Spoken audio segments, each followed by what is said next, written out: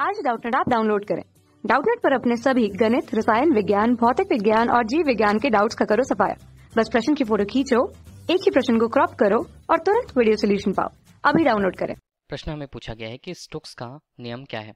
तो स्टोक्स के नियम को समझे तो सबसे पहले हम एक तरल द्रव लेते हैं। तरल द्रव जो किसी पात्र में रखा हुआ है। इसकी संरचना हमने कुछ इस प्रकार ले रखी। देखिए, हमारे पास एक पात्र है, पात्र में एक तरल रखी हुई है। अब तरल की स्थिति कुछ ऐसी है कि वो शांत तरल है। शांत तरल है मतलब हम बोल सकते हैं कि बाकी जो द्रव होते हैं उनसे वह अधिक शांतता रखती है। शांतता रखती है मतलब एक तरह से हम बोल सकते हैं गाढ़ापन उसमें ज़्यादा होता है। तो इस प्रकार उसकी संरचना जो है, उसका तल हम कुछ इस प्रकार ले लेते हैं कि ये जो हमारे पास द्रव मौजूद है उसका तल, बाहरी तल या स्वतंत्र तल कुछ इस प्रकार से ऊपर की ओर होगा। अब क्या किया जाता है, यदि एक कोई वस्तु है, वस्तु के लिए हमने चलिए एक गेंद ही ले लिया। अब ये जो गेंद हमारे पास है, जिसके लिए उसका एक निश्चित त्रिज्या होगी तो उसका कुछ निश्चित आयतन होगा। तो ये गेंद जो है जब नीचे गिराई जाती है किसी तरल पर यदि नीचे गिराई जा रही है तो हम ये बोल सकते हैं कि पहले तो गेंद जब नीचे गिरती है तो उसमें नीचे गिरने के कारण त्वरण उत्पन्न होता है। ठीक है, नीचे की ओर जा रही है तो त्वरण उत्पन्न होगा। त्वरण के कारण जो उसका भार होगा, यहाँ पर उसे mg से हम प्रस्तुत करेंगे। ठीक है, ये उसके भार को बता रहा है। अपने भार के कारण वो नीचे की ओर जाने लगेगी और प्रारंभिक रूप से वह गुरुत्व के कारण त्वरण पर रहेगी, उसमें त्वरण उत्पन्न होगा। अब क्या होता है, द्रव का तल यहाँ पर है।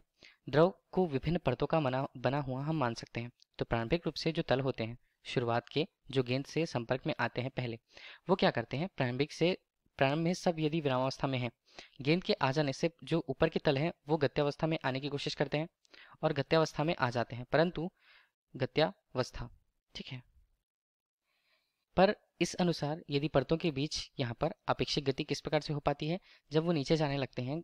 ऊपर के तल तो गत्यावस्था में आ गए, ऊपर के परत, और नीचे के जो परत होते हैं वो पूरी तरह से गत्यावस्था में नहीं आ पाते, वो स्थायी अवस्था में, विरामावस्था में होते हैं और वो इस प्रकार इस गति का विरोध करने लगते हैं। इस गति का विरोध करने लगते हैं मतलब जैसे ही वो नीचे जाने लगते हैं क्षणता का मान बढ़ते जाता है। जैसे हम नीचे जाते जाएंगे, गेंद का वेग उस अनुसार जो श्यान बल उन पर लगता है। श्यान बल एक तरह से घर्षण बल ही होता है जो द्रवों पर लगता है। द्रव के परतों के मध्य उनके गति के या उनके अवस्था के विरोध में लगाया जाने वाला बल होता है, जिसे हम श्यान बल कहते हैं। इस प्रकार गेंद पहले तो प्रारंभिक स्थिति पर नीचे पहले गुरुत्वीय त्वरण से नीचे की ओर आती है, परंतु धीरे धीरे उसका वेग कम होते जाता है।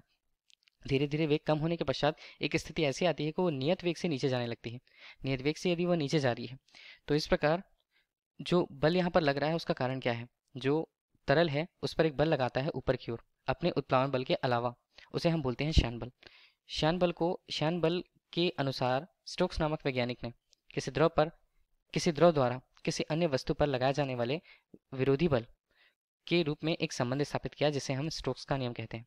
स्टोक्स के नियम के अनुसार जब कोई गोलाकार वस्तु, चलिए गोलाकार ही हमने मान रखा था, तो गोलाकार वस्तु किसी अनंत विस्तार वाले समांग मिश्रण में या शांत तरल में यदि गिरती है, तो शांत तरल में गिरने के कारण जो शांतता उसमें होती है, तरल में जो शांतता होती है, शांतता के कारण जो उस गेंद पर या गोलाकार वस्तु पर ऊपर की ओर या उसकी गति के विरोध में जो बल लगता है, जिसे हम श्यान बल कहते हैं, श्यान बल, वो विभिन्न रूपों में, जैसे F से हमने प्रदर्शित किया पहले, वो जो श्यान बल होता है द्रव के लिए उसके श्यानता गुणांक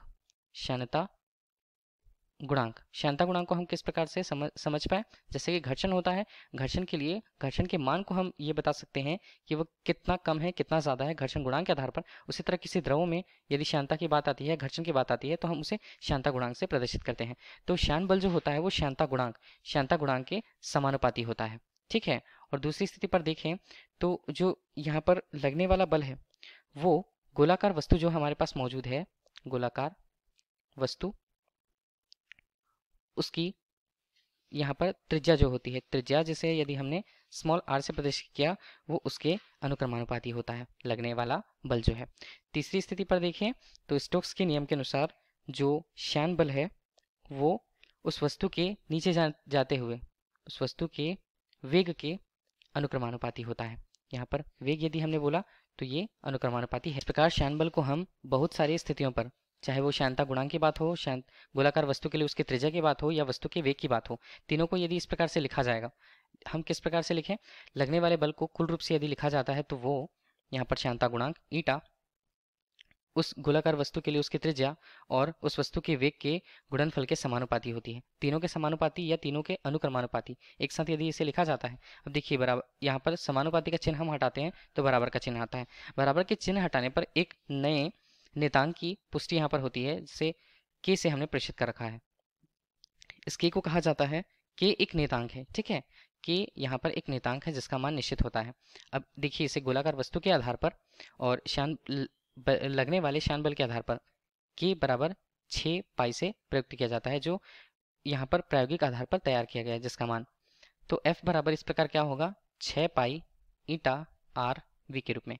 ये जो बल है वो हमें बता रहा है शान बल को। यही जो शान बल किसी गोलाकार वस्तु पर किसी शान द्रव में गिरते हुए उस पर विरोध बल के रूप में लगता है, उसे हम शान बल कहते हैं, और यही स्टोक्स का नियम है।